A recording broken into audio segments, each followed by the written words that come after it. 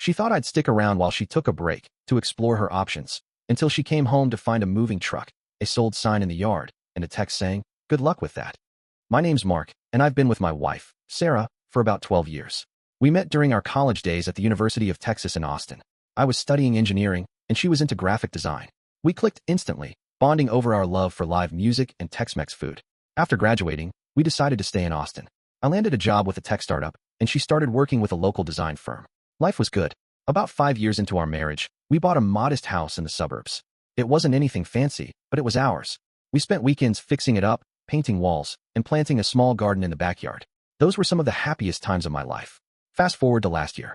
Sarah started acting different. She'd always been social, but suddenly she was going out more often, sometimes not coming home until the early hours. When I asked, she'd say she was catching up with old friends or attending networking events. I wanted to believe her, but something felt off. One evening, as we were having dinner, she dropped a bombshell. "I think we should take a break," she said, not meeting my eyes. I was stunned. "A break? What do you mean?" She sighed, pushing her food around on her plate. "I feel like I've missed out on certain experiences. We got together so young, and I never really explored. I think I need some time to figure things out." I felt like I'd been punched in the gut. "Are you saying you want to see other people?" She nodded slowly. "I think it would be good for both of us." I couldn't believe what I was hearing. We'd built a life together, and now she wanted to throw it all away to explore? "How long have you been feeling this way?" I asked, trying to keep my voice steady.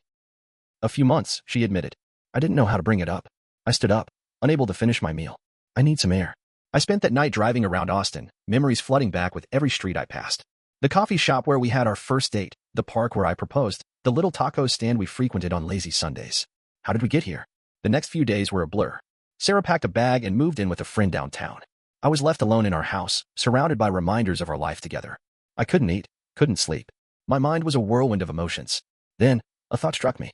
If she wanted to explore, fine. But I wasn't going to sit around waiting for her to decide if I was enough. I needed to take control of my own life.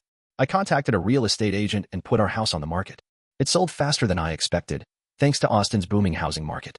I hired movers and started packing up my belongings. I didn't touch Sarah's things. I figured she could deal with them when she was ready. On the day Sarah decided to come home and talk, she was met with an empty house, a sold sign in the yard, and a text from me that simply said, "Good luck with that." I moved to Denver, started fresh. It wasn't easy, but I knew I deserved someone who chose me without hesitation. Life's too short to be someone's backup plan. So I moved to Denver. Didn't know a soul there. I picked it because it was far enough from Austin, the kind of place Sarah wouldn't follow. The mountains helped. Something about waking up and seeing them every day made it feel like I could breathe again. I found a decent apartment near Cherry Creek, nothing fancy, just clean and quiet. I transferred to a remote position with my company. Work was a good distraction. A month passed, then two. I didn't hear from Sarah at all. No calls, no emails, just silence. At first, it hurt, deep, like being erased from someone's life after over a decade together. But I used that silence like a wall. I told myself she'd made her choice, and now she had to live with it. I joined a gym. I started hiking. I started living like someone who had no one else to answer to. Then one night around midnight, I got a text. "I miss you." That was it. 3 words. From a number I hadn't seen in weeks. I didn't respond. An hour later, "Can we talk?" Still nothing from me. She called next. I stared at the screen until it stopped ringing. Then she called again. And again. I turned the phone off. The next day, I turned it back on, and I had 11 missed calls, 4 voicemails, and about 15 texts. In one voicemail, she was crying.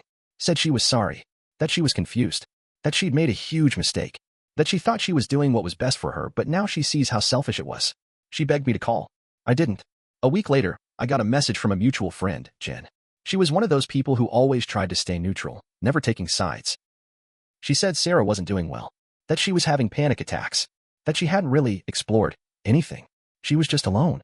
That she regretted everything. I didn't know what to say to that. I didn't wish anything bad for Sarah. I never did. But I also didn't feel responsible for saving her from the consequences of her decisions.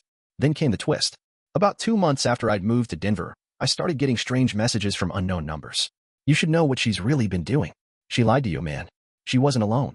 They came late at night. No names. No photos. Just cryptic stuff. At first, I thought it was spam. Or maybe someone messing around. But then I got one message with a screenshot. It was Sarah. Sitting at a bar. Real close to a guy I didn't recognize. His hand was on her leg. She looked comfortable. The timestamp was 2 weeks before she asked for the break. I stared at that picture for a long time. I kept zooming in like maybe I'd find something that made it less obvious. But it was clear. She'd been lying. And I'd been played. The next day I got another message. Same number. Just one sentence. She's still seeing him. That's when something in me snapped. Not anger, just a cold, numb acceptance. All that guilt I had for leaving the way I did. Gone. All the wondering if I should have picked up her calls. Gone. All the pain about her missing me. Dead. I started going out more. Met people. Got invited to events. I even went on a couple dates. Nothing serious, but it felt good to talk to someone without 10 years of baggage behind us. Then came the final straw. She showed up. To Denver. Unannounced. I came home from work one Friday, and she was sitting on the steps of my building. Hair a mess. Eyes swollen. Luggage beside her. I just want to talk, she said.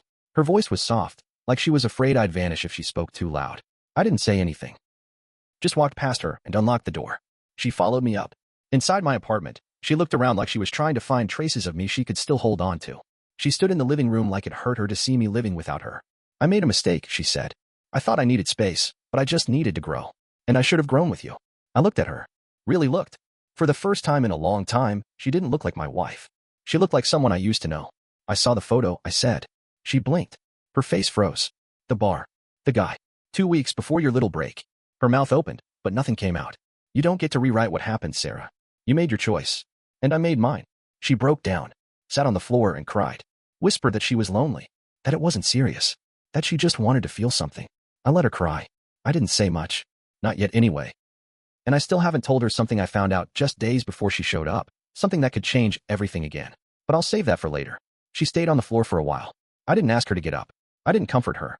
I just stood there, watching the same person who once made me feel like the world was on fire now crumpled and begging in my apartment like it was all just a misunderstanding. I didn't trust myself to speak, because part of me wanted to scream, and another part of me just felt tired. So damn tired. Eventually, I pointed to the guest room and said, "You can stay there tonight. That's it."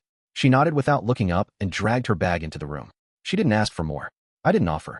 I sat on the couch in silence for hours, listening to the hum of Denver traffic outside and the occasional creak of the old building. I didn't sleep.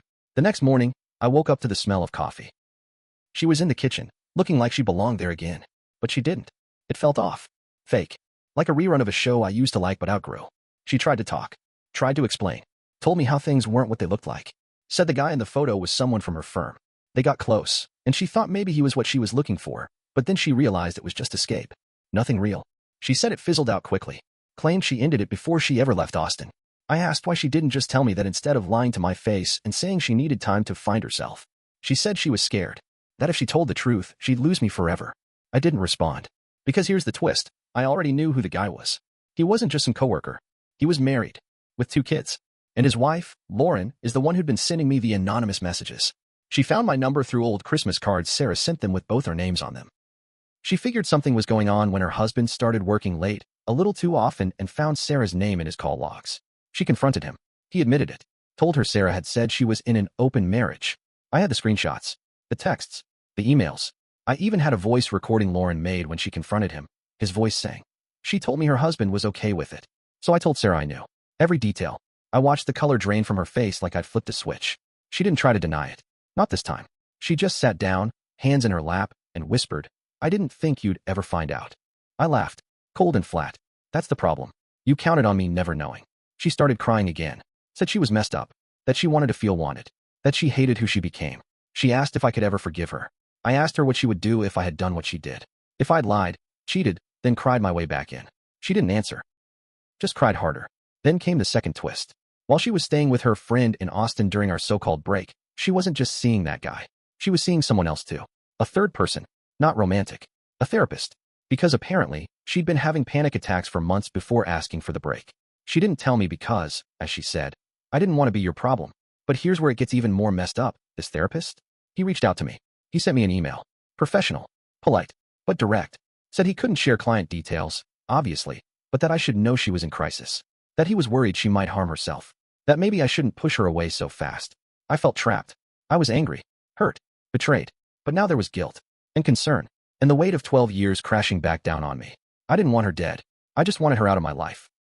But if she was truly broken, did I have a responsibility to make sure she got help? I didn't answer him right away. I sat on the email for days. Sarah stayed in the guest room, mostly quiet. We ate separately. Lived like strangers in the same apartment. Occasionally, she tried to talk. Mostly she just stared at the TV or the window.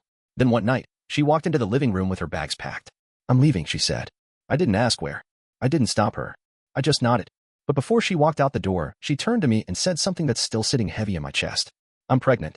No emotion. No tears. Just those 2 words. Quiet. Flat. Like she was telling me it might rain tomorrow. I froze. She added, I don't know if it's yours. Then she left. I haven't seen her since. Now I'm sitting here, staring at the front door like it might answer a question I don't know how to ask. I don't know if she's lying. I don't know what to do. I don't even know how I feel. This wasn't the ending I thought I was heading toward. I thought I had my closure. Thought I'd moved on. But now? I don't even know what this is. I didn't sleep that night. After she left, after those words, I'm pregnant. I don't know if it's yours. I sat on the couch in silence, staring at the door. The same door she'd once walked through humming with groceries in her arms. The same one she now walked out of, dropping a bomb that blew a hole through everything I thought I was piecing back together. The next few days were fog. I didn't go to work. Barely ate. My mind kept circling the same question. What if it's mine? But not with excitement or fear of becoming a father. It was dread. Pure dread. Because now I was tethered to this mess, possibly forever. I finally texted her. We need to talk. In person. She agreed. Said she'd be in town that weekend to visit her cousin who lived in Littleton. We met at a neutral place, Washington Park. Sunny day. Families all around. Kids laughing.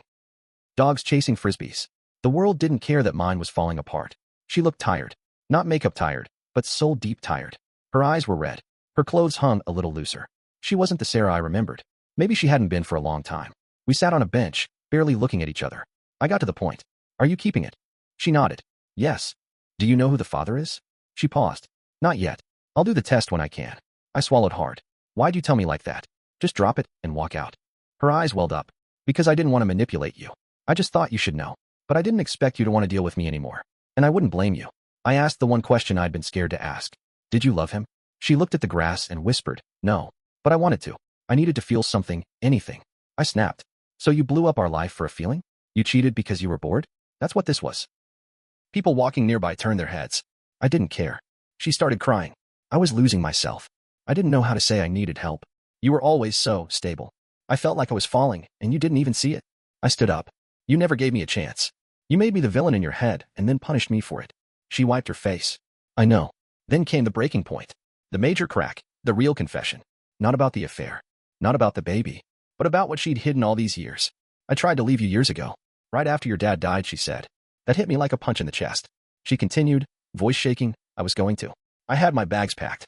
But then I saw how broken you were, and I couldn't. I stayed because I didn't want to be the woman who left a grieving man. But I stopped loving you a long time ago. It was the most brutal thing anyone had ever said to me. And I believed her. Everything after that was a blur. I don't remember what I said. I might have yelled. I might have cried. I might have walked away. I do remember a woman walking her dog giving us this look. Part pity, part judgment. Sarah didn't follow me. She stayed on the bench. The next day, I got a message from her cousin.